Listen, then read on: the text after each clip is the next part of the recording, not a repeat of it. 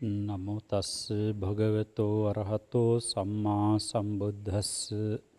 නමෝ තස්ස භගවතෝ අරහතෝ සම්මා සම්බුද්දස්ස. නමෝ තස්ස භගවතෝ අරහතෝ සම්මා සම්බුද්දස්ස.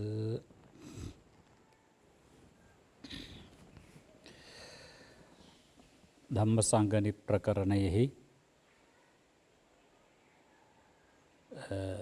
කුසල නැත්නම් චිත්තකාණ්ඩයෙහි කුසල් සිත් පිළිබඳව තමයි දැන් කරගෙන යන්නේ. සෝමනස්ස සහගත ඥාන සම්ප්‍රයුක්ත අසංස්කාරික සිතේ යෙදෙන චෛතසික ධර්මයන් විවිධාකාරයෙන් ඒ චෛතසිකවල ක්‍රියාකාරීත්වය සලකලා විවිධ නම් ලැබිලා තියෙනවා. ඒ පිළිබඳව විග්‍රහයක් අපි කළා. ඊට පස්සේ ඒ ධර්මතාවන්ම තවත් විග්‍රහයකට යොමු වුණා කොට්ටාස වාරය කියලා. දැන් ඒකත් හමාර කළා. ඒ බුදුරජාණන් වහන්සේගේ විභජ්‍යවාදී රටාව. ඉතින් මේ වැඩමුළුව සමග දිනපතා ඒකාත්මී වන ඔබ සියලු දෙනාටම බුද්ධ ආදී රත්නත්‍රේ ආශිර්වාදය ප්‍රාර්ථනා කරනවා. මේවා නොකඩ කොට කරගෙන යාමට උදව් උපකාර කරන සත්පුරුෂ උදවියට බිල්පත් ගෙවීම ආදිය තුලින් ඒ හැම දෙනාමත් කෘතවේදීත්වයෙන් අපි සිහිපත් කරනවා. අතරක් නැර ත්‍රිපිටකය කියවිය යුතුයි, ඉගෙන ගත යුතුයි, ධාරණය කරගත යුතුයි, ජීවිතයට ප්‍රායෝගිකව යොදා ගත යුතුයි කියන කාරණය ප්‍රායෝගිකව මෑත භාගයෙහි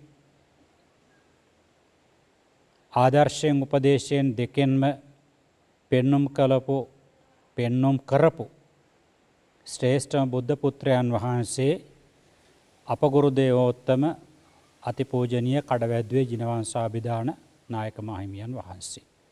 උන්වහන්සේගේ මහා බෝධිසත්ව ජීවිතයට මේ වැඩමුළුවත් උපහාරයක් වේවා කියන ප්‍රාර්ථනාව තබමින් අද වැඩසටහන අපි එදා නතර කරපු තැන ඉඳලම පටන් ගනිමු.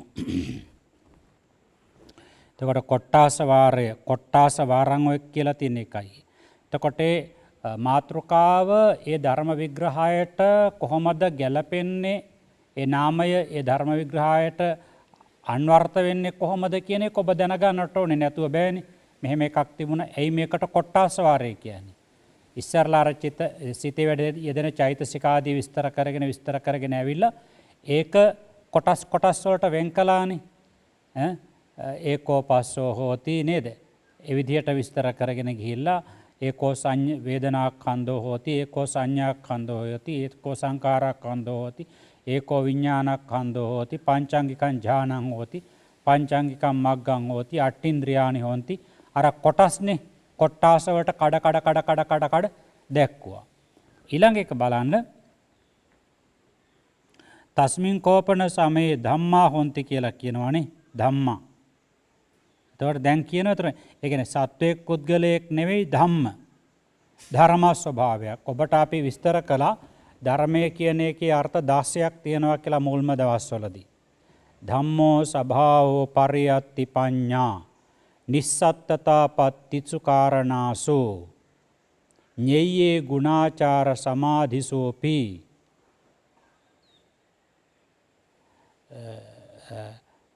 ධම්මේසු සච්චප්පකතිසු පුඤ්ඤේ කියලා එක වචනයක් වැරදෙන්නට ඇති. අන්නේ ගාතාවක්. ඒකේ ධම්මෝ ස්වභාවෝ, ඒ කියන්නේ ස්වභාව ධර්ම. ඒ කියන්නේ natural truth කියන එක. නැචරල් ලෝ කියන එක ස්වභාව ධර්මය කියලා කියන්නේ. ස්වභාව ධර්මයේ නීතිය, ස්වභාව ධර්මයේ ලක්ෂණය කියන එකනේ. ස්වභාව ධර්මයේ යථාර්ථය. අන්න ඒ විදිහට ගත්තට පස්සේ දැන් අපට මේ කියාගෙන ඉන්නේ අර දැන් ඔච්චර වෙලාත් අපට ඉගැන්නුවේ සත්වයක් පුද්ගලයෙක් නෙවෙයි, මෙන්න මේ ධර්ම ස්වභාවයන් තියෙන්නේ කියලා. දැන් මෙතන කෙලින්ම සත්වයක් පුද්ගලයෙක් නෑ, මෙන්න මේ ශක්තියින් තමයි තියෙන්නේ කියන එක දක්වනවා. ඒකට තමයි දැන් මේ එන්නේ මේ ඊළඟ එකේදී මේ තස්මින් කෝපන සමයේ ධම්මා හොಂತಿ. ඒ කියන්නේ දැන් අතන සංඛ්‍යාත්මකවනේ දැක්ුවේ. දැන් එතකොට මෙතනදී කියන මේ දැන් සංඛ්‍යාත්මකව දැක්වත් කොහොම දැක්වත් ධම්මා හොಂತಿ ධර්මතාවන්. එතකොට ධර්මතා කියන්නේ යටින් මොකද විස්තර කරන්නේ? වේදනා ස්කන්ධය නැමැති ධර්මතාව, සංඥා ස්කන්ධය නැමැති ධර්මතාව, සංස්කාර ස්කන්ධය නැමැති ධර්මතාව, විඥාන ස්කන්ධය නැමැති ධර්මතාව. ආන්න බලන්න. ධම්මා හොಂತಿ ධර්මතාවෝ පවතිනවා. කන්දා හොಂತಿ සත්වයක් පුද්ගලයෙක් නෙමෙයි ස්කන්ධ තියෙනවා. ආයතනානි හොಂತಿ සත්වයක් පුද්ගලයෙක් නෙමෙයි ආයතන තියෙනවා. ධාතුයෝ හොಂತಿ සත්වයක් පුද්ගලයෙක් නෙමෙයි ධාතුය මූල පදාර්ථ තියෙනවා. විශ්වයේ සචේතනික අචේතනික පදාර්ථ. ඒ වගේ මෙතන සචේතනික පදාර්ථ සමුදායක් තියෙනවා. ආහාරා හොಂತಿ ආහාර කියලා මේ කොටසක් තියෙනවා. ඒ තවත් ද්‍රව්‍යයක් ගෙන දෙනවා කියන ශක්ති විශේෂ වශයෙන් හේතු වශයෙන්. ඉන්ද්‍රියානි හොಂತಿ නේ ඉන්ද්‍රිය ඥානං හෝති ධානාංග තියෙනවා. අතන කීවේ පංචාංගිකං ඥානංනේ. දැන් මෙතන කියන මේ ස්වාභාවිකත්වයට යන ආකාරය නේද? ඥානං හෝති අර අරමුණ දෙස මනාව බලනවා කියන අර්ථයෙන් කියන ධර්ම ස්වභාවය. ඊට විරුද්ධ ධර්මතාවන් පුලුස්සා දානවා කියන අර්ථයෙන් එන්නේ ධර්ම ස්වභාවය පවතිනවා. මග්ගෝ හෝති සුගතියට නිවනට යෑමට හේතු වෙන දුගතියට යෑමට හේතු වෙන කාරණානේ මාර්ගය කියන්නේ. එතකොට ඒ කියන මග්ගෝ හෝති මාර්ග කියන ස්වභාවයක් මෙතන තියෙනවා. බලානි හොಂತಿ ඊට ප්‍රතිවිරුද්ධ ධර්මයන් දුරු කරනවා කියන මේ විශ්වයේ පවතින බල ධර්ම ටිකක් තියෙනවා. හේතු හොಂತಿ මේ සවිඥානික හැම දෙයකටම ප්‍රධාන වශයෙන් ප්‍රධාන වන හේතු මූල කාරණා කියලා જાතියක් මේ එතන තියෙනවා. ස්පර්ශ කිරීම කියන ධර්ම ස්වභාවයක් තියෙනවා. විදීම නැමැති ධර්මතාවක් තියෙනවා. හඳුනා ගැනීම නැමැති ධර්මතාවක් තියෙනවා. රැස් කිරීම නැමැති ධර්මතාවක් තියෙනවා. විසිතුරු නම් වූ ධර්මතාවක් තියෙනවා. විඥාන සමූහය නැමැති ධර්මතාවක් තියෙනවා. වේදනා සමූහය නැමැති ස්වභාවයක් තියෙනවා. සංඥා සමූහය නැමැති ධර්ම ස්වභාවයක් තියෙනවා. සංස්කාර ස්වභාවය නැමැති ධර්ම ස්වභාවයක් තියෙනවා. විඥානයේ නැමැති ධර්ම ස්වභාවයක් තියෙනවා. ඔන්න ඔය විදිහට මන ආයතන ආදී ඒ ටික දිගටම කියාගෙන යනවා.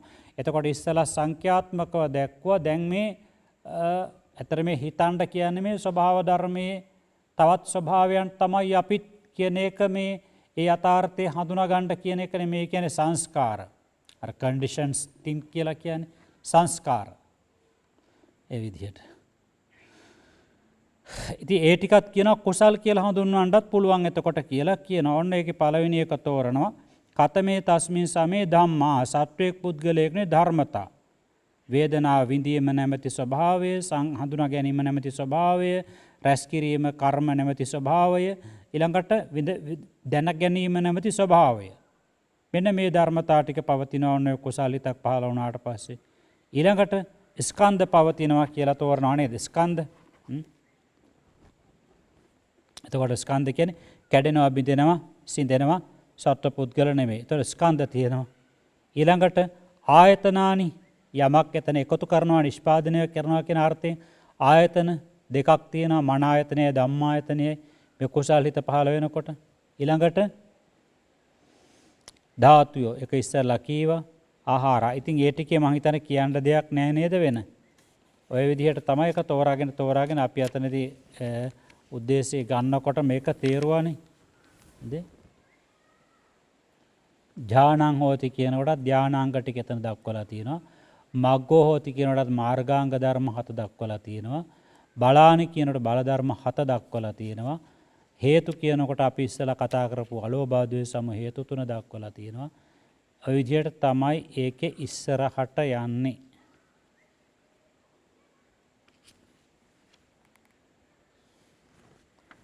මම හිතන්නේ ඔබට ඒක ලොකු ගැටලුවක් නැහැ. ඒක හමාර කරන විදිහත් බලන්න මුල ඉඳලාම ආපු ක්‍රමයට තමයි මොකද කියන්නේ? ශුන්්‍යත වාරෝ. ඒ කියන්නේ සත්වයක් පුද්ගලයෙක් නැහැ, හිස් වූ ස්කන්ධ ආදී ගොඩක් තමයි තියෙන්නේ. අන්න ඒ පිළිබඳව විස්තර කරපු නිසා ඒකට කියනවා ශුන්්‍යත වාරෝ කියලා කියනවා. ශුන්්‍යත වාරේ හිස් දේ පිළිබඳව කරන ලද වාරය. විග්‍රහාත්මක වාරය. පටමං චිත්තං පළවෙනි සිත කුමක්ද? සෝමනස්ස සාගත ඥාන සම්ප්‍රයුක්ත අසංස්කාරික සිත. පොත් තියාගෙන මේවා බලා ගන්නට ඕනේ. ඊළඟට කියනවා කතමේ ධම්මා කුසලා. අන්න බලන්න. ඒකේ කොහොමද සසංකාරික කියලා දැනගන්න තියෙන්නේ. යස්මින් සමයේ කාමාවචරං කුසලං චිත්තං uppannං හෝති සෝමනස්ස සාගතං ඥාන සම්පයුත්තං අන්න සසංකාරේන සසංකාරික තත්වයේ සමග නේද? හිත පසු බැහැලා ටිකක් නැත්තම් තව කෙනෙක් උද්‍යෝගිමත් කරවලා තමයි මෙයාව අරගෙන තියෙන මේ කුසල සිත පහල කරන්නට දාන වශයෙන් හරි සීල වශයෙන් හරි භාවනාදී වශයෙන් හරි. ඒ නිසා ඒකට සසංකාරේන කියලා කියනවා.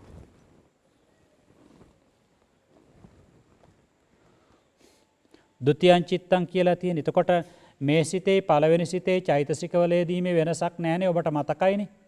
ඒ කියන්නේ අකුසල් සිත්වල නම් සසංකාරික වෙනකොට තීන මිද්ද වෙනවා. නමුත් කුසල් සිත්වලට යනකොට එහෙම වෙනසක් වෙන්නේ නැහැනේ. අර කියන චෛතසික ටිකම වැඩ කරනවා. ඒ කියන්නේ අන්‍ය සමාන 13ම වැඩ කරනවා. ඊළඟට සෝබන සාධාරණ 19 වැඩ කරනවා. විරති එකක් යෙදෙන්න පුළුවන් සමහර විට. අපමඤ්ඤා එකක් වෙදෙන්නට පුළුවන් සමහර විට. ප්‍රඥාව අනිවාර්යෙන් යෙදෙනවා. ඒ නිසා අසංකාරික සසංකාරික වුණා කියලා කුසල් සිත්වල චෛතසිකවල යෙදීමේ වෙනසක් වෙන්නේ නැහැ. අකුසල් සිත්වල වෙනවා සසංකාරික වෙනකොට යෙදෙන චෛතසික ප්‍රමාණය වැඩි වෙනවා. තීන මිද්ද එකතු වෙනවා. නමුත් අසංකාරිකවල හැම එකක් අසංකාරික වල චෛතසික අඩුවීමක් තියෙනවා. අකුසල් වල කුසල් පැත්තට එනකොට හැම මොකොත් වෙනසක් වෙන්නේ නැහැ චෛතසික වල. සසංකාරික අසංකාරික වුණා කියලා. බලන්න චෛතසික ටික ඕන අර ටිකම තියෙනවා 141.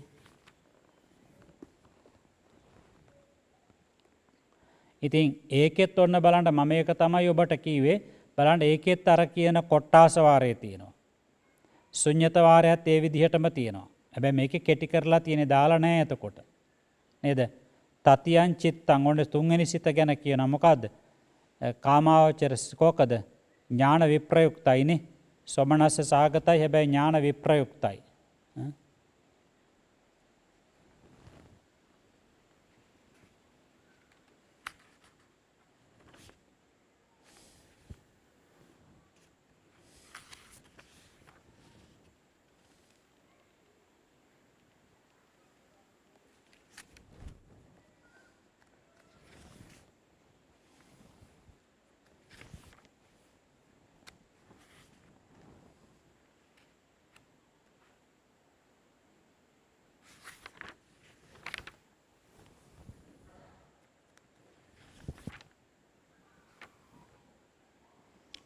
ද්විතීයං චිත්තං 147 එක පැහැදිලි එහෙනම්.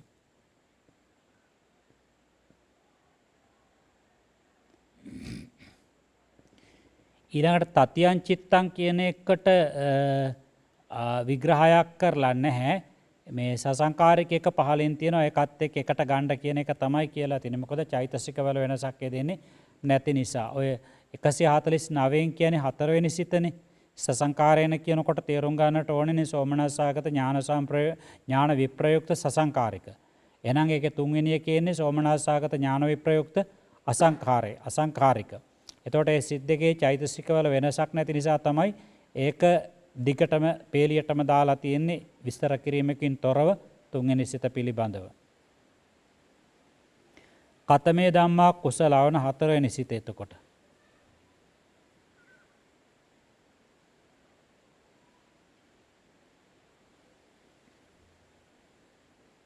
නෑ එක පස්වෙනි සිත නේද? එක පස්වෙනි සිත. කතමේ ධම්මා කුසල අර දෙකම පෙය්‍යලං කරලා තියෙන්නේ. පස්වෙනි සිතනේ උපේක්ඛාසගත වෙන්නේ. යස්මින් සමේ කාමාවචරං කුසලං චිත්තං uppannං හෝති උපේක්ඛාසගතං ඥාන සම්පයුත්තං රූපාරම්මණං වා. එතකොට අර තුන්වෙනි සිතේ හතරවෙනි සිතේ මොනවද අඩු වෙන්නේ? ප්‍රඥාව පමණයි. ප්‍රඥාව අඩු වෙනවා තුන්වෙනි සිතේ හතරවෙනි සිතේ සෙසු චෛතසික ධර්ම තියෙනවා. එතකොට ප්‍රඥාව අයින් වෙනකොට ප්‍රඥා ඉන්ද්‍රිය, ප්‍රඥා බලය, සම්මා දිට්ඨිය, අමෝහය, සම්පජඤ්ඤය අන්න ඒවා ඔක්කොම අඩු වෙනවා එතකොට. ඒවා ඔක්කොම අඩු වෙනවා. විපස්සනා ඒ සියල්ලම අඩු වෙන්නට ඕන එතකොට. ඊළඟට මේ කියන පස්වෙනි සිතට එනකොට මොනවද අඩු වෙන්නේ? මේක උපේක්ඛා සහගත නිසා සෝමනස්සය අඩු වෙනවා. ප්‍රීතිය අඩු වෙනවානේ. ප්‍රීති හෝති කියන එක නැහැ. සෝමනස් ඉන්ද්‍රියන් ඒක නැහැ. සෝමනස් ඉන්ද්‍රිය වෙනුවට එනවා උපේක්ඛින්ද්‍රියන්. උපේක්ඛින්ද්‍රියන්. ප්‍රඥාවේ අඩුවීමක් නැහැ. මේකේ මේ තියෙන්නේ ඔය අටම රූල් එක බලන්න. උපේක්ඛින්ද්‍රියන් හෝති ජීවිතින්ද්‍රියන් හෝති කියලා. සසු චෛතසිකවල අඩුවීමක් ඇත්තේ නැහැ. ප්‍රීතිය පමණයි අඩු වෙන්නේ. සෝමනස්ස වෙනුවට උපේක්ඛින්ද්‍රිය එනවා. අර අනිකුත් චෛතසික ධර්මයන් මේ විදිහටම යෙදෙනවා. ඉතින් ඒකෙත් බලන්න දැන් ඔය 151 152 ඒක 152 වේදනාව කියනකොට වෙනසක් තියෙනවා නේද? මේක උපේක්ඛා සහගත නිසා තස්මින් සමයේ ඒ උපේක්ඛා සහගත ඥාන සංප්‍රයුක්ත සංස්කාරක සිත පහළ වෙච්ච වෙලාවේ තජ්ජා මනෝවිඤ්ඤාණ ධාතු සම්පස්සජං. ඒ මනෝවිඤ්ඤාණ ධාතු ස්පර්ශයෙන් හටගත්තා වූ චෛතසික වූ නේවසාතං නාසාතං. එතකොට කියනවා මිහිරිත් නොව් න අසාතං අමිහිරිත් නොව් චිත්ත සම්පස්සයෙන් හටගත්තා වූ අදුක්ඛම සුඛං වේදිතං. ඒ කියන්නේ උපේක්ෂා වේදනාව. උපේක්ෂා සහගත වේදනාව. උපේක්ෂා අදුක්ඛම සුඛ කියන්නේ උපේක්ෂා වේදනාව. ඒක යුක්තයි කියලා කියනවා. ඊළඟට 153ත් බලන්න උපේක්ඛා හෝති කියන පීති හෝති කියන උපේක්ඛා වෙනවනේ. කතමා තස්මින් සමේ උපේක්ඛා හෝති. එතකොට කියනවා අර විදියටම මිහිරිත් නොව් අමිහිරිත් නොව් චිත්ත සම්පස්සෙන් හටගත්තා වූ මධ්‍යස්ථ වේදනාව අදුක්ඛම සුඛ වේදනාව. උපේක්ඛින්ද්‍රිය කියන කොටත් ඒ ටිකම තමයි. ඔන්න දැන් කෙටි කර කර යන්නේ. ඔන්න එතනත් ස්කන්ධ ආදී වශයෙන් අර කොට්ටාස වාරයේ තියෙනවා නේද? කොට්ටාස වාරය. ඊළඟට කියන්නේ මොකක්ද? ඒකෙම සසංකාරික සිතට එනවා නේද? පස්වෙනි සිත ඉවර වෙනවා නේද? පස්වෙනි සිත හයවෙනි එකේ දෙනවා සසංකාරේන කියලා එනවා. උපේක්ඛා සහගත ඥාන සංප්‍රයුක්ත සසංකාරික. ඉතින් ඒවාගේ අමුතුවෙන් තෝරන්න දෙයක් නැහැ. මම ඒක තමයි කිව්වේ මුලින් ওই තරම් ගොඩ තීරුවේ ඔන්න ඔය ටික විස්තර කිරීමට. ඊළඟට බලන්න 72 අර විදිහටම කොට්ටාස වාරයේ තියෙනවා. නේද? කොට්ටාස වාරය. ඊට පස්සේ ඒකේ ශුන්්‍යත වාරයේ දක්වලා නැහැ. ඒ කියන්නේ තස්මින් කෝපන සමේ කන්දා හෝති ද්වායතනානි හොಂತಿ කියලා ද්වේන ආයතනානි හොಂತಿ ධාතුයෝ හොಂತಿ ආහාරා හොಂತಿ කියලා හැම දක්වලා නැහැ. කතමෝ තස්මින් සමේ සංකාරක්ඛන්தோ කියලා ටික තියෙනවා. ඒක 7 වෙනි සිත. කතමේ ධම්මා කුසලා කියලා ඊළඟට ඕන 8 වෙනි සිතෙන් හමාර කරනවා. එතන කාමසෝබන කුසාසිත 8ම අපට මෙතනදී ඉවර කළා. ඊළඟට බලන්න අපට එන්නේ රූපාවචර කුසල්. දැන් මේ කුසල් සිත් ටික ඉස්සරලා ඉවර කරන්න තමයි ලෑස්ති වෙන්නේ. මොකද දැන් අපට අභිධර්ම චන්ද්‍රිකාය වාගේ කියනකොට නම් ආවේ අකුසල් සිත් 12 ඉවර කරලා අහේතුක විපාක ඉවර කරලා ඒ වගේ ක්‍රමයකට ආවේ. දැන් මේ කියන්නේ කෙලින්ම භාග්‍යතුන් වහන්සේගේ ශ්‍රී මුඛ පාඨයේ වශයෙන්ම කුසල ධම්මා අකුසල ධම්මා අභ්‍යාකතා ධම්මා. ඒ විදිහට තමයි මේකේ යන්නේ. ඒතර කුසල ධම්මා කියන එක තමයි ඉස්සරළම තෝරන්නේ. චතුක්ක ණයෝ කියලා කියනවා. මොකද? චතුස්ක ක්‍රමයට ධානවල තියෙනවානේ චතුස්ක ක්‍රමයයි පංචක ක්‍රමයයි කියලා. චතුස්ක ක්‍රමය කියලා කියන්නේ විතක්ක ਵਿਚාර පීති සුඛ ඒකාග්‍රතාව සහිත පඨම ඥානය. ඊළඟට පීති සුඛ ඒකාග්‍රතාව සහිත ဒုတိ ය ඥානය. සුඛ ඒකාග්‍රතාව සහිත චතුර්ථ ඥානය. විතක්ක ਵਿਚාර පීති සුඛ ඒකාග්‍රතාව සහිත පඨම ඥානය. විචාර පීති සුඛ ඒකාග්‍රතාව සහිත නෙමෙයි. එතකොට ဒုတိ ය අපි කියන්නේ විතක්ක ਵਿਚාර දෙකම නැති කරනවා කියලා තීක්ෂණ ප්‍රඥා. එතකොට එන්නේ පීති සුඛ ඒකාග්‍රතාව සහිත ဒုတိ ය ඥානය. සුඛ ඒකාග්‍රතාව සහිත තතිය ඥානය. උපේක්ඛ ඒකාග්‍රතාව සහිත චතුර්ථ ඥානය. එතන පංචක ක්‍රමයට આવොත් විතක්ක ਵਿਚාර පීති සුඛ ඒකාග්‍රතාව සහිත ප්‍රථම ඥානය. විචාර පීති සුඛ ඒකාග්‍රතාව සහිත ဒုတိ ය ඥානය. පීති සුඛ ඒකාග්‍රතාව සහිත තෘතිය ඥානය. සුඛ ඒකාග්‍රතාව සහිත චතුර්ථ ඥානය. උපේක්ඛ ඒකාග්‍රතාව සහිත පංචම ඥානය. ආන්න එහෙම නේද? දැන් මේක චතුස්ක විදියට යන එක කියලා කියන චතුක්ක ණයෝ චතුස්ක ක්‍රමයට යන ණය ක්‍රමයයි. කතමේ ධම්මා කුසල ඔන්න කුසල ධර්මය මොනවද කියලා අහලා යස්මින් සමේ රූපෝපත්තිය මග්ගම් භාවේති. ඔය කියන්නේ රූපාවචර බ්‍රහ්ම ලෝකේ ඉපදීම සඳහා යම් වෙලාවකදී ධානය වඩනවා. මාර්ගයේ වඩනවා. කොහොමද විවිච්ඡේව කාමේහි විවිච්ඡ අකුසලේහි කාමයන්ගෙන් ඉවත්ව අකුසලයන්ගෙන් ඒකාන්තයෙන් ඉවත්ව මොකද කියන්නේ සවිතක්කං සවිචාරං විවේකජං පීතිසුඛං පඨමඥානං උපසම්පජ්ජ විහෙරති. විතර්ක සහිත විචාර සහිත විවේකයෙන් හටගත්තා වූ ප්‍රීතිසුවය ඇත්තා වූ ප්‍රථම ධානයට එළඹ වාසය කරනවා. පඨවි කසිනිය තමයි එතකොට පාදක කරගෙන තියෙන්නේ. පඨවි කසිනා තස්මින් සමේ ඔකදී පද පිළිවෙල පදාන්වේ දාලා කියන්නත් ඕන නම් පුළුවන්. විවිච්ඡේව මේ පඨවි කසිනං පඨවි කසිනේ මුල් කරගෙන විවිච්ඡේව කාමෙහි විවිච්ඡ අකුසලෙහි කර්මය කාමයන්ගෙන් ඉවත්ව අකුසලයන්ගෙන් විවත්ව සවිතක්කං සවිචාරං විතර්ක සහිත විචාර සහිත විවේකයෙන් හටගත්තා වූ ප්‍රීති සුවය ඇත්තා වූ ප්‍රථම ධානයට එළඹ වාසය කරයිද යම් වෙලාවක එළඹ වාසය කරයිද නැත්තම් මාර්ගයේ වඩයිද කියලා ගන්න පුළුවන් වුණා. එතකොට ඒ අවස්ථාවේදී කියන පස්සෝ හෝති ආදී වශයෙන් අර චෛතසික 35ක් ගන්න පුළුවන් නේද? චෛතසික 35 ඒ පහ දා ගන්නවා. එතකොට ඒ පහ තමයි මෙතන එතකොට ඒ කුසල ධර්ම කියලා ගන්නෙ. ඒකෙත් අර විදිහට ඊවාපනක ධර්ම ආදී අයින් වෙන්න පුළුවන්. එතනින් 9ක් අයින් වුණොත් එම 35න් එතකොට 26ක් නේද? අරක අපට ආවනේ 29ක්.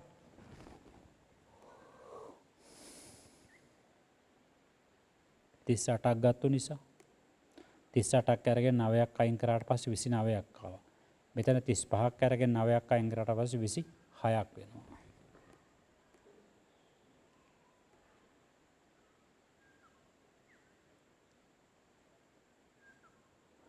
ඔන්න දෙවෙනි ධානය ගැන කියනවා. යම් වෙලාවක පඨවි කසිනේ මුල් කරගෙන විතර්කයයි විචාරයයි සංසිඳීමෙන් ආධ්‍යාත්මික වූ ප්‍රබල පිරිසිදුකමක් ඇති සිතින් ඒකෝදි භාවං හිත එකඟ භාවයට පත් කරගෙන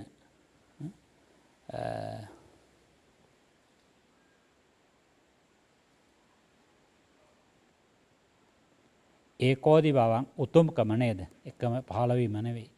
උතුම්කම එකම උසස් භාවයට භාවයෙන් යුක්ත වූ අවිතක්කං අවිචාරං විතර්කයක් නැති විචාරයක් නැති සමාධියෙන් හටගත් ප්‍රීතිසුවය ඇති ဒုတိ ය ධානයට එළඹ වාසය කරයිද? ඒ අවස්ථාවේදී පවතින අර විදිහටම චෛතසික ටික දා ගන්නට ඕනේ. එතකොට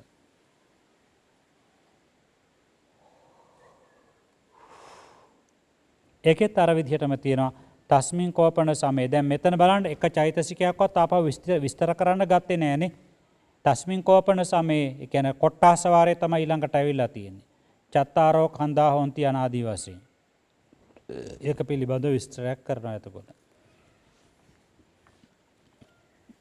දැන් මේකේ යෙදෙන චෛතසික ඔක්කොම දාලා නැහැ. ඉතින් ඒක දැනගන්න තමයි අපි මේ වගේ තැන් කියාගෙන යනකොට මේකේ තිබුණත් නැතිබුණත් අපට මතක් වෙලා යන්නට ඕනේ මෙන්න මේ චෛතසිකය මේ සිතේ වැඩ මේ චෛතසික මුලුල්ල තමයි මේක වැඩ කරන්නේ. මේ චෛතසික මුලුල්ල තමයි මේක වැඩ කරන්නේ කියලා ප්‍රථම ධානය, ဒုတိ ය ධානය, තෘතිය ධානය, චතුර්ථ ධානය අනිත් පැත්තෙන් අරූපාවචර වලට යන්න පුළුවන්. මේකෙන් පංචම ධාන ක්‍රමයට එන්නත් පුළුවන්. ඒ කොහෙන් ගියත් Tamanට මූලික දැනුම තියෙන්නට මේ සිතේ වැඩ කරන්නේ අහවල් චෛතසික පමණයි. අහවල් චෛතසික වැඩ කරන්නේ නැහැ කියලා.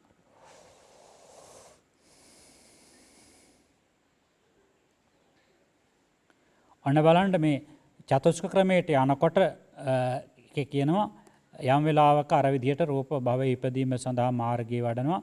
ප්‍රීතිය දුරු කිරීමෙන් උපේක්ෂාවෙන් වාසය කරනවා. සති සම්පජාන්‍යයෙන් යුතුව ඒ කියන සැප වේදනාවත් කයෙන් ස්පර්ශ කරනවා. ඒක මොකක්ද කියලා කිව්වොත් එimhe ආර්ය උතුමෝ යම් අයෙකුට උපේක්ෂාවෙන් සතියෙන් යුතුව සැපසේ වාසය කරයි යයි කියයිද ආන්න ඒ කියන ලද තතිය ධානයට එළඹ වාසය කරනවා පඨවි කස්සනේ මුල් කරගෙන. එතකොට දැන් ඕක පංචක ක්‍රමයට ගියා නම් චතුත්ථ ඥානං උපසම්පජ්ජ විහෙරති කියන එකට තමයි යන්තං අරියාචික්කන්ති සතිමා සුඛ විහාරී සතිමා සුඛ විහාරීති නේද?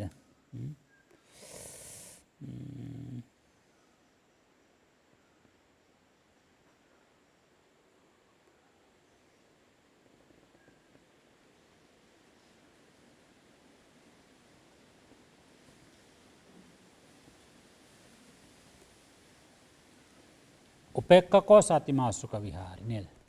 උපෙක්ඛකෝ සතිමා සුඛ විහාරි.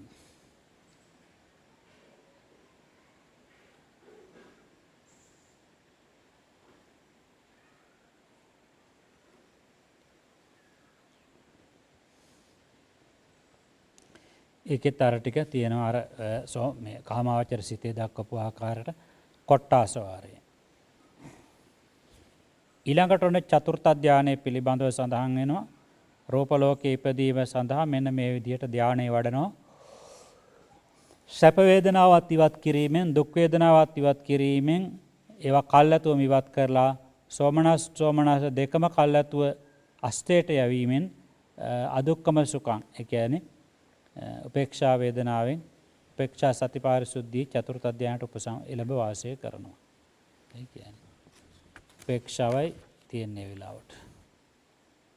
බලන්න ඒකෙත් ඔන්න එනවා චත්තාරෝ කන්දා යනාදී වශයෙන් බලන්න මූලික ක්‍රමයේ දැනගත්තට පස්සේ මම මේක තමයි කීවේ ධම්මසංගණ විභංග ආදියට යනකොට ඔබට ටිකයි අපට කියලා දෙන්න වෙන්නේ. ඒ කියන්නේ මූලික ක්‍රමයේ හඳුනාගෙන හිටියා නම් දවසකට මම දවසක් කීවේ ඔබට පිටු 100ක් වුණත් කියලා ඉවර කරන්න පුළුවන් කියලා. චතුක්ක ණයෝ ඔන්න එතකොට චතුර්ථ ධාන ක්‍රමයට ආපු ණය ක්‍රමය දැන් හමාර කළා කියලා කියනවා. ඊළඟට එන්නේ එහෙමනම් පංචක ණය නේද? පංචක ණය ක්‍රමය. ධානවල පංචක ණය ක්‍රමය.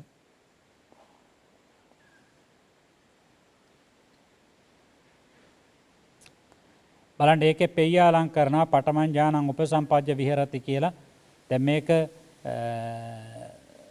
ඊළඟට බලන්න අවිතක්කං විචාරමත්තං ඒ කියන්නේ විතර්කේ නෑ විචාරේ පමණක් තියෙන. ඒ කියන්නේ ဒုတိ ය ධානය. ඊළඟ එකට එනකොට බලන්න දැන් ඉස්සරලා එකේදී ඔය ဒုတိ ය ධානයට අවිතක්කං විචාරමත්තං කිව්වේ නෑනේ. ඒක විතක්ක විචාරාණං ූපසමා කියලා නේ ආවේ නේද? දැන් මෙතනදී එනකොට ඒක වෙනස් වෙනවා. අවිතක්කං විචාරමත්තං.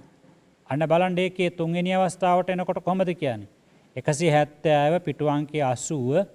ඒකේ මොකද කියන්නේ 170 ඡේදෙන් මාර්ගයේ වඩන විතක්ක ਵਿਚාරාණං ූපසමා. ඒ කියන්නේ තති අධ්‍යානයට එළඹ වාසය කිරීම. මොකද අර ධාන පංචක ක්‍රමයට යනකොට තීක්ෂණ ප්‍රඥාගේ ක්‍රමය නෙවෙයි මන්ද ප්‍රඥාගේ ක්‍රමයට. ඒ හැම එකකම කොට්ටාස වාරයේ ශුන්්‍යත වාරයේ තියෙන ඒක හොඳට මතක තියාගන්න.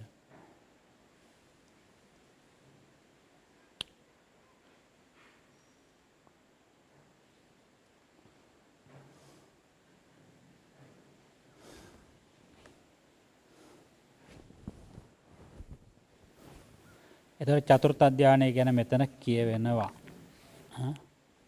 ඊළඟට බලන්න 84 කියන්නේ 174. ඒ කියන්නේ පංචමං ඥානං උපසම්පජ්ජ විහෙරිතෝ කියන්නේ සුඛස්සච පහානා දුක්ඛස්සච පහානා පංචමං ඥානං උපසම්පජ්ජ විහෙරති පඨවි කසිනං. එතකොට චෛතසික වශයෙන් වැඩ කරන්නේ 33යි නේද? 33යි වැඩ කරන්නේ. එයි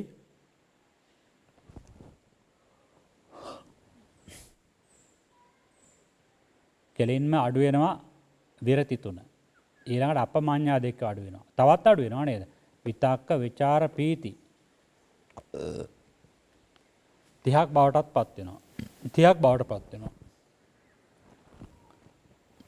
පංචම ධානයට එනකොට 30ක් බවටපත් වෙනවා. විරති 3 කොහොමද ධාන සිත් වල වැඩ කරන්නෙම නැහැ. අනිත් පැත්තෙන් කරුණා මුදිතා 2 චතුර්ථ ධානයේ දක්වා විතරයි ලබන්නට පුළුවන්. ඒ කර්මස්ථාන දෙකෙන් යන්න පුළුවන් චතුර්ථ ධානයට පමණයි පංචක ක්‍රමයට. ඊළඟට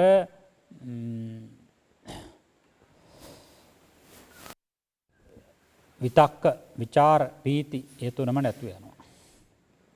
එතකොට 30යි 8ක් අඩු වෙනවා.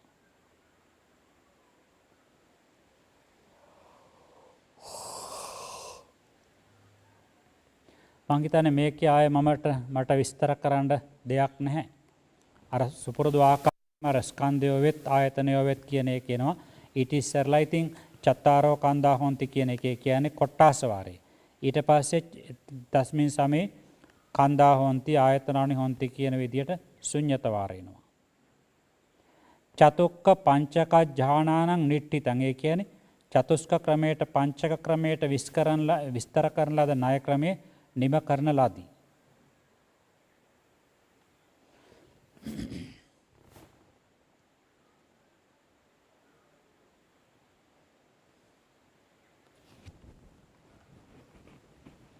ඊළඟට බලන්න කතමේ ධම්මා කුසල 176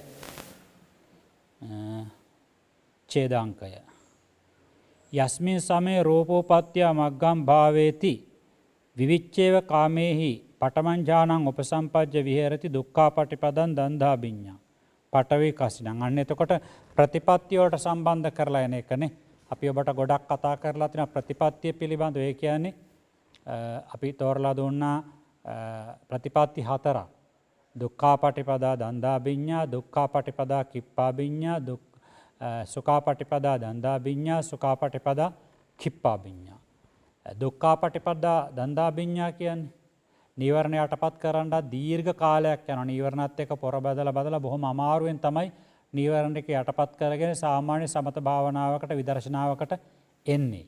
ඉතින් කොහොම හරි කාලයක් උත්සාහ කරලා දීර්ඝ කාලයක් ඔන්න දැන් නීවරණ යටපත් කරගෙන ඉන්නවා. ඉතලා ඊට පස්සේ කෙලින්ම සමතයට විපස්සනාවට එනවා නිවන් මෙල්ල කරලා. එතකොට ඒකත් බොහෝ කාලයක් කරන්නට ඕනේ. දන්දා විඤ්ඤා මාර්ගඵල අවබෝධය බොහෝම හිමින් බොහෝ කාලයක් කරලා තමයි මාර්ගඵල ලැබෙන්නේ. අපි ගත්තොත් එහෙම දැන් මහාශිව ස්වාමීන් වහන්සේ ගැන අහලා තියෙනවනේ. මහාශිව ස්වාමීන් වහන්සේට නීවරණ වලින් පීඩාවක් තිබුණේ නැහැ. නේද? උන්වහන්සේ නීවරණ වලින් එහෙම ලොකු බාධාවක් තිබුණේ නැහැ. උන්වහන්සේ බොහොම වීරියවන්ත කෙනෙක්. හැබැයි උන්වහන්සේට අවුරුදු 30ක් ගත වුණානේ. දවසින් දෙකකින් එනවා මාර්ගඵල ලැබලා කියලා හිතලා ගියාට අවුරුදු 29ක් ගත වෙලා 29 වස් කාලයේ තමයි උන්වහන්සේ විසුද්ධි පවාරණයෙන් පවාරණය කළේ. ඒ කියන්නේ ගොඩක් කල් ගියා. යම් උතුමෙක් හරි උත්තමාවක් හරි රහත් වෙලා පවාරණය කරනවා නම් වස් කාලේ රහත් වෙලා පවාරණය කරනවා නම් ඒකට කියනවා විසුද්ධි පවාරණය කියලා. එතකොට උන්වහන්සේට ගොඩාක් දන්දා විඤ්ඤා වුණානේ. අවුරුදු 29ක් ඇදුණා කියන්නේ.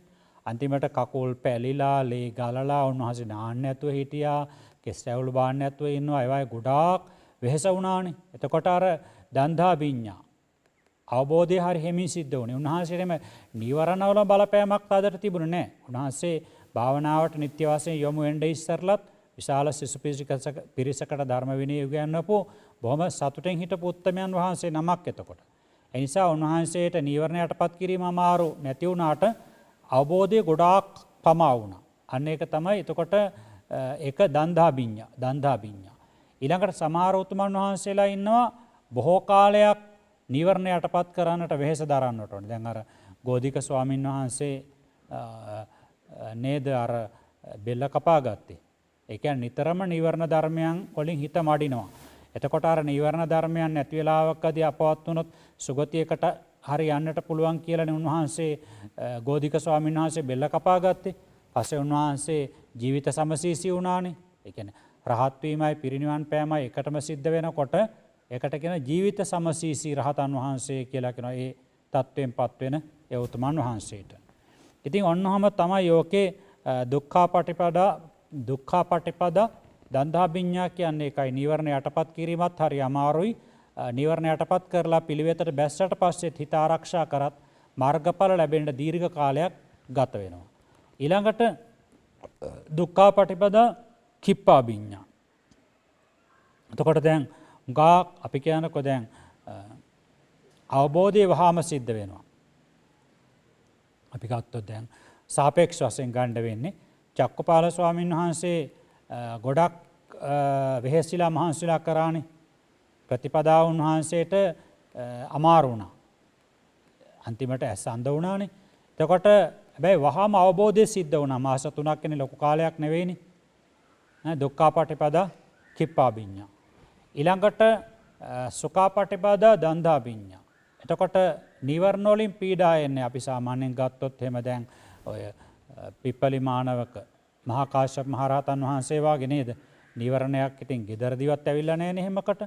නැත්තම් ඉතින් එක ඇඳේ නිදා ගන්නකොට විවාහ වෙච්ච නෝනත් එක්කලා කවදාකවත් මල් මාලය මේ භද්‍රා කාපිලාණී දෙන්න නිදා ගන්නකොට මැදින් දානවා කියනවානේ මල් වැලක් ගොතලා ඒ මල් වැල උන්වහන්සේලා දෙනාම අදිෂ්ඨාන කරනවලුනේ.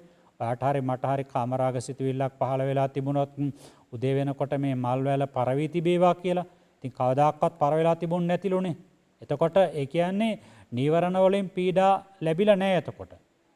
නීවරණ පීඩා ඒ කියන්නේ සසර ගොඩාක් කෙලෙස් එක්ක කෙලෙස් දුර්වල කරලා ප්‍රබල විදියට කෙලෙස් වලට ගහලා තිබිච්ච නිසා ආවෙම නැහැ කෙලෙස් එතකොට. ඒත් නන්ද කුමාරයා බලන්න නේද? නන්ද කුමාරයා ජනපද කල්යාණී දාලා යන්න බැරුව මොනතරම් වෙහෙසක් දැරුවද? හැබැයි පිප්පලිමානවකයි භද්‍රා කාපිලාණී එකැඳේ නිදා ගන්නවා කවදාකවත් කාමරාග සිතුවිල්ලක්වත් පහළ වෙලා නැහැ. එතකොට මහා කාශ්‍යප මහ රහතන් වහන්සේ මේ පැත්තෙන් ගත්තට පස්සේ සුඛාපටිපදා දන්දාබිඤ්ඤා කියලාට කියන්නට බෑ. කිප්පාබිඤ්ඤා. ඉතින් තව ස්වාමීන් වහන්සේ නමකට අර විදියට දා ගන්නට පුළුවන් සුඛාපටිපදා දන්. ඒ කියන්නේ නීවරණ යටපත් වෙනවා. හැබැයි ගාක් කල් යනවා මාර්ගඵල ලබන්නට.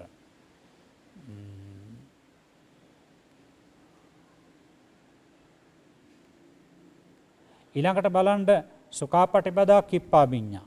ඒ කියන්නේ නීවරණ යටපත් කිරීමත් පහසුයි අවබෝධයත් හරි ඉක්මන. සාමාන්‍යයෙන් ලෞතර බුදුරජාණන් වහන්සේ නමකගේ තම නීවරණ යටපත් කිරීමත් උන්වහන්සේලාට හරි ලේසි. මාර්ග ලැබීමත් වහාම සිද්ධ වෙනවා. ඔන්නෝමයි මේ ප්‍රතිපදා හතර. දැන් මේ ප්‍රතිපදා හතර මුල් කරගෙන තමයි මෙන්න මෙතන මේ ධාන ගන්න. එතකොට ධාන ලැබෙන ආකාරය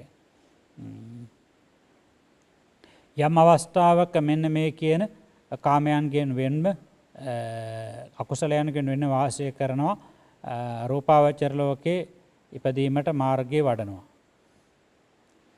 මොකද කියන්නේ? දුක්ඛාපටිපදං දන්දාබිඤ්ඤං. පඨමං ඥානං උපසම්පජ්ජ විහෙරති. එතකොට ඒ ගොඩාක් කල් එතකොට නිවරණ යටපත් කිරීමටත් උත්සාහ කරලා තියෙනවා.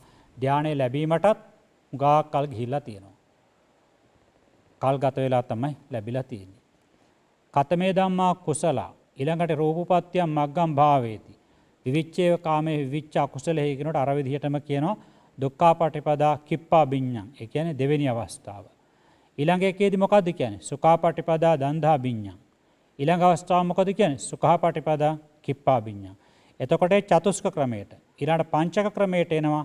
ඒත් ඒ වගේනේ මේ තියෙන පඨම ඥානං, ဒုတိ ය ඥානං, තතිය ඥානං, චතුත්ථ ඥානං ආයත් පඨම ඥානං අර විදිය ගන්නට. පඨම ඥානං, ဒုတိ ය ඥානං, තතිය ඥානං, චතුත්ථ ඥානං, පංචම ඥානං. ඒ විදියට නැවත ගන්නට තමයි පෙය්‍යාලමක් තියෙන්නේ. 180 ඡේදේ ඒක පෙය්‍යාලම් පුරවල ගන්නට ඕනේ. ඒකේ ප්‍රතිපදා හතරටම සම්බන්ධ කරන්නට ඕනේ. ඒ කියන්නේ ප්‍රථම ධානයේට දුක්ඛාපටිපදා දන්දාබිඤ්ඤා, දුක්ඛාපටිපදා කිප්පාබිඤ්ඤා, සුඛාපටිපදා දන්දාබිඤ්ඤා, සුඛාපටිපදා කිප්පාබිඤ්ඤා කියලා චතුස්ක ක්‍රමයේ ධාන හතරටම ඒක ලබන ආකාරය දාන්නටත් ඕනේ. පංචක ක්‍රමයට පහේ ක්‍රමයටත් මේ ප්‍රතිපදා හතරම එකක් පාසා දාන්නට ඕනේ. මොකද එක එක්කෙනා එක එක විදිහට නේ ධාන ලබන්නේ. ඇතම් කෙනෙක් බොහොම දුකසේ නිවරණ යටපත් කරලා බොහෝ කාලයක් උත්සාහ කරලා ධානයක් ලබන්නේ. දුක්ඛාපටිපදා දන්දාබිඤ්ඤා. ඇතම් කෙනෙක් අමාරුවෙන් නීවරණ යටපත් කරන හැබැයි ක්ෂණිකව ලබනවා. දුක්ඛාපටිපදා කිප්පාබිඤ්ඤං. ඇතම් කෙනෙක් සුඛාපටිපදා දන්දාබිඤ්ඤං. ඒ කියන්නේ උන්වහන්සේ නීවරණ වල පීඩාවක් නැහැ. සංසාරේ ගොඩක් කෙලෙස් වලට ගහලා තියෙනවා. දුර්වල කරලා තියෙනවා හොඳටම. ඒ නිසා නීවරණ වලින් පීඩා එන්නේ නැහැ. හැබැයි ප්‍රතිපදාව ප්‍රමාදයි. දැන් අද වුණත් එහෙම ඉන්නවනේ. සමහර කෙලෙස් ගොඩක් අඩුයි. අඩු හින්දාම බණ භාවනා මොකුත් කරන්නේ ඔය සහැල්ලුවෙන් ඉන්නවා එතකොට. එතකොට එහෙම වුණාට පස්සේ මාර්ගඵල ලැබෙන්නේ නැහැ, ධානය ලැබෙන්නේත් නැහැ. මොකද කෙලෙස් අඩු වුණා කියලා බෑනේ. ඒ ප්‍රතිපදාවේ මනස ආවොත් තමයි ධාන. ඒ ප්‍රතිපදාවේ මනස ඉස්සරට ආවොත් තමයි මාර්ගඵල. අන්න එහෙමයි. එතකොට ඒ විදිහට මේ පංචක ක්‍රමයට යන ක්‍රමයක් ගන්නට ඕනේ එතකොට.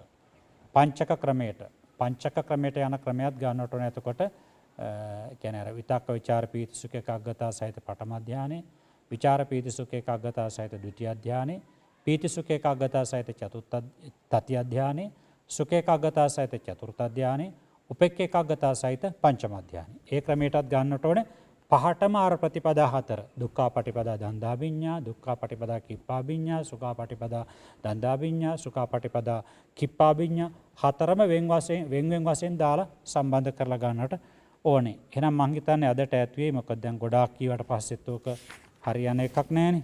ඊළඟ දවසේ අපට තියෙන්නේ ආරම්මන කියලා විශේෂ පාඩමක් මුල් කරගෙන යන එකක්. ඒකෙත් තියෙනවා ගොඩක් දේවල් අර මේ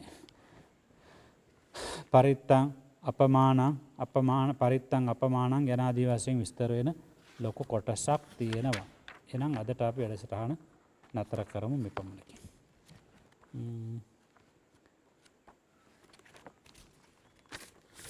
ඉතින් ඔය පොත් අරගෙන මේ ඔයගොල්ලෝ සල්ලි වලට ගෙනාවා කියලා තැන් වල දාන්න එහෙම එපා. ඒවා බොහොම ගෞරවයෙන් යුතුව තියන්නට ඕනේ. ගෙදර තියෙන උසම තැනක උඩම තට්ටුවෙන් පොත් තියන්න තැන දාන්නට එපා. පොඩි අයට අදින්න දාන්නට එපා. මොකද මේ උතුම් ධර්මයේනේ. මොනතරම් දහදුක් විඳලාද මේ ධර්මයේ හොයාගත්තේ අපට මේ පොත් සුලභව තිබුණාට. ඒ නිසා ඒකත් මතකයේ තියාගන්න. එමනම් අදට වැඩසටහන සමාප්ත කරන්නම්. ඔය කියවෙච්ච කරුණු නැවත බලන්න බලලා වචනයක අර්ථය නෙමෙයි ඒ ණය ක්‍රමයේ ගැළපිච්ච ආකාරය පිළිබඳව කොට්ටාස වාර කියයි, ශුන්්‍යත වාර කියයි, චතුක්ක ණය කියයි, පංචක ණය කියයි, චතස්ව පටිපදා කියයි. අන්න ඒ වගේ මොනවා හරි ගැටලු තියෙනවා නම් අහන්න. මේ ධ්‍යානට තියෙන ඒ ගැටලු.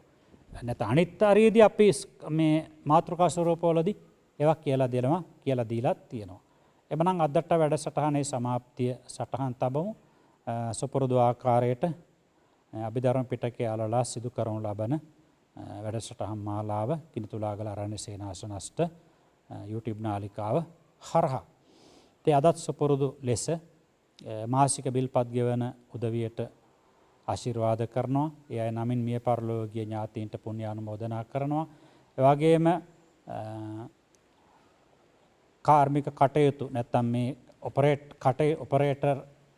ඔපරේටරින් කටයුතු සඳහා අත්උදව් දීමට කෙනෙකු යොමු කරලා ඒ මාසික බරපැන් දායකත්වයේ දරන සත්පුරුෂ උදවියටත් උපකරණ ආදිය ලබා දෙන උදවියටත් අපි දැන් මේ දවස් ටිකේ මතක් කරා උපකරණ කට්ටල දැන් අවසාන කට්ටලේ යන්නේ ෆ්ලෑෂ් ලයිට් අනම්මනම් ඒ වගේම විදුලි බිල් එහෙමත් එක්කෙනා ඇහැව්වා බාර ගන්න නෙමෙයි යනවා නේද ගොඩක් කියලා. ඒකත් ඇත්ත. ඉතින් ඒවට උදව් උපකාර කරනවා නම් බොහොම පිං අපිට මේවා දිගින් දිගට කරගෙන යන්න පුළුවන්. නැතත් අපි කරගෙන යනවා. හැබැයි අපිට පුළුවන් තාක්කල් අපිට ඒවට බරපැන් ධාර්මික ආකාරයෙන් දායකයන්ට කියලා හොයාගන්න පුළුවන් වෙන තාක් එතනින් එහාට බලාපොරොත්තු වෙන්නේ නැහැ. අපි එතකොට නිදහස විවේකීව ඉන්නවා. එවනම් අදට වැඩසටහන සමාප්ත කරනවා. මෙතෙක් වේලා අපි ධර්ම සාකච්ඡා කරලා හිතවල පහල කරගත්තු කුසල චේතනා ශක්තිය මේ ධර්මයේ නොවිදිනා දුක් විඳලා සොයාගත්තු ඔබෙත් මගෙත් එක්කම ගුරුතුමන් වහන්සේ වූ සම්මා සම්බුදුරජාණන් වහන්සේගේ අරහං ආදී අසීමිත ගුණයන්ට සුද්ධ බුද්ධ පූජා උපහාරයක් වේවා. ස්වාසුදාසක් ධර්මස්කන්ධයට ධර්ම පූජාවක් වේවා. අෂ්ටාර්ය පුද්ගල මහා සංඝරත්නයට සංඝ පූජාවක් වේවා. ශ්‍රී කල්යාණ යෝගාශ්‍රම සංස්ථා සමුත්පාදක අස්මදාචාර්යෝත්තම කඩවැද්දුවේ ජිනවංශාභී දාන නායක මහිමියන් වහන්සේගේ මහා බෝධිසත්ව ජීවිතයට උතුම් ගුරු උපහාරයක් වේවා. සෙසු ගුරුතුමන් වහන්සේලාටත් කල්යාණ මිත්‍ර පූජාවක් වේවා. සිව්පසයෙන් උපස්ථාන කරන සත්පුරුෂ සියලු දෙනාටම නිදුක් බව නිරෝගී බව සුවපත් බව සත්‍ය අවබෝධය දක්වා වේවායි ප්‍රාර්ථනා කරනවා. දෙවියන් සහිත සමස්ත ලෝකයාටම සියලු සැනසෙල්ල වේවා කියන ප්‍රාර්ථනාව තමයි තබන්න තියෙන්නේ. හැම දිනාටම තෙරුවන් සරණයි.